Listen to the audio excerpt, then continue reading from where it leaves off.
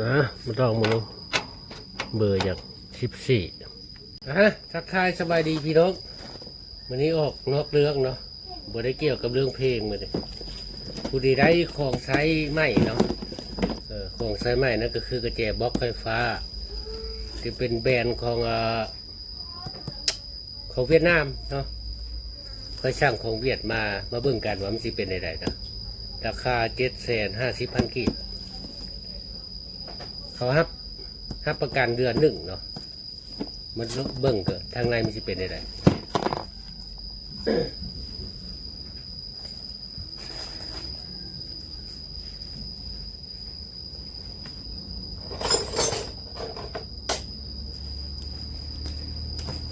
มันมีรายราคาเนาะแต่ว่ารุ่นนี้มันถูกแน่เงินมันบ่เยอะราคารุ่นล้านกว่าก็มีเนาะแต่ว่าเงินมี700,000 ปลายก็เลยซื้อรุ่นนี้เพราะว่าเราบริใช้งานหนักเนาะมีแต่หันน็อตพวกรถจักรพวกมอเตอร์ไซค์มันเป็นอุปกรณ์ที่จำเป็นเนาะ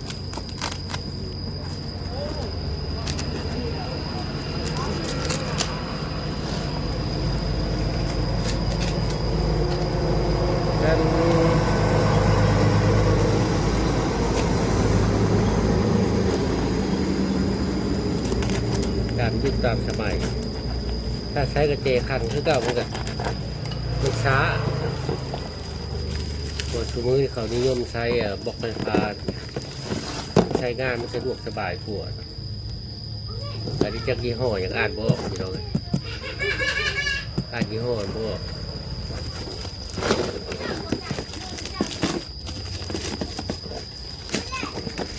ลองเบิ่ง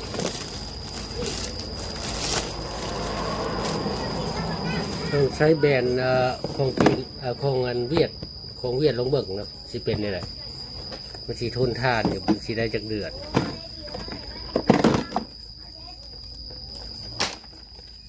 อันนี้ก็เป็นคู่มือการใช้งานเนาะคู่มือของมัน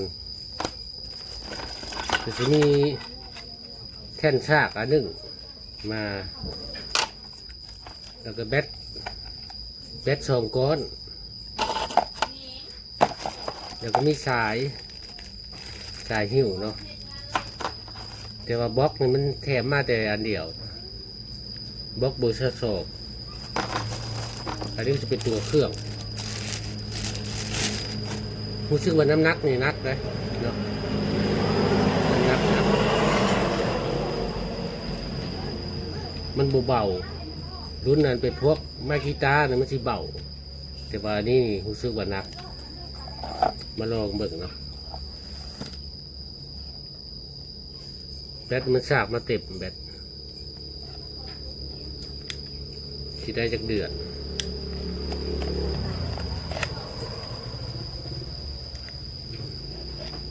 คุณตะเข้าพี่น้อง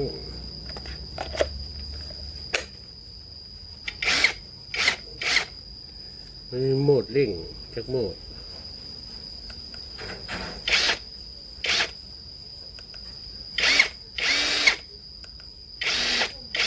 โหมด 1โหมด 2แล้วก็หันซ้ายขวา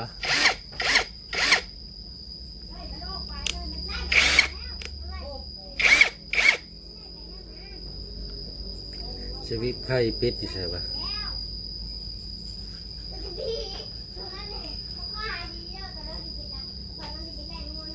มันปิดเองเนาะเวลาทำบริษัทงานปิดเองสิลองเบิ่งบาท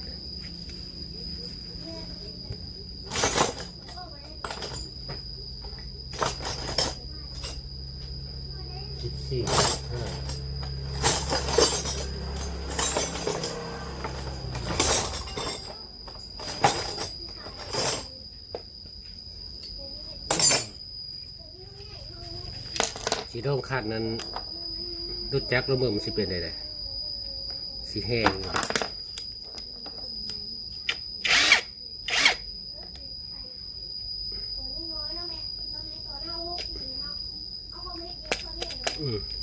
ใช้3 มื้อนี่ตายเสียเงินล้านพี่น้องมันต้องมึง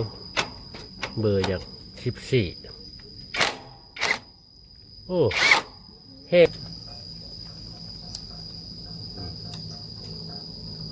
หันตอกน้อยเดียว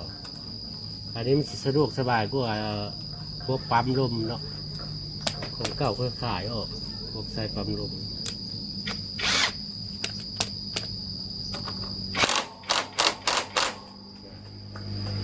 โอ้ดีกว่า